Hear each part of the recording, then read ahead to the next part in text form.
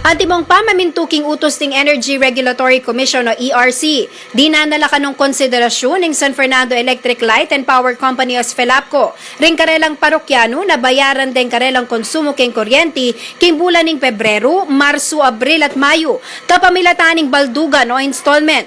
Gagawan da kano ini bang kanita mabawas sing bayad ning denasan dang lockdown ding memalen. Pablasang dakal milako kapanintunan at alima kalwal kareng karelang bale pauli ning kwarantina, dakal mo naman kareng kabalenta mo ing alime kapamayad kareng bilda na may tipon kilom ning milabasa na may git 3 bulan. Magsilbide kanong pitnan king 4 hanggang 6 mabulan ning pamamayad king kuryente ng kliyente ning SFELAPCO, bang kanita ang tabayanan dala ring kabalenta mong mituran king krisis. Bista man na niyang Marso pa mo may umpisa ang enhanced community quarantine. Inabeda niya naman ang bulan ng Pebrero king staggered payment na lang penalty. Alino man kanutaga na sisingil penalty ring SFELAPCO maski pa bayo mag-lockdown pauli ng COVID-19. Reta pong February, March, April, hanggang May, total na reta, halimbawa, siya 2.5 bulan. Noong 10,000 na po rin total dito. Malyaring din pong baldugan siya 2.5 bulan, starting June 16. Mas makabang palugit naman ng ibiyeda ka rin kinonsumong 200 kilowatt per hour pababae niyang February. Buri ng sabyan, mag-umpisa yung karelang pamamayad king June 16 hanggang November 16, 2020. Pangaras naman ng bulan ng Hunyo, maging regular na pa si Bayo yung pamamayad kuryenti. Buri ng sabyan kailangan niyang bayaran ng bill king due date na makakabit. Maliban na mo nung magpalwalya pang bayong memorandum ng ERC. Iabe na rin king June bill kanita itang mumunang payment para karing lockdown months. Halimbawa, 10,000 ng kabuang bill na ng consumer manibat February hanggang May.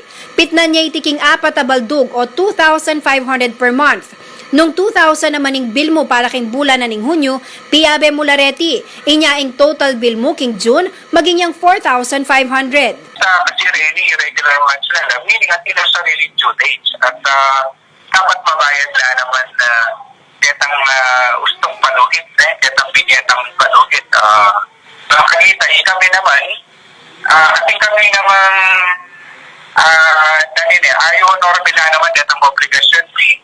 Pero suppliers nila, lalo na nung kanino kami sasaling kuryente para ibig sabihin tingi-tingi ka rin tao.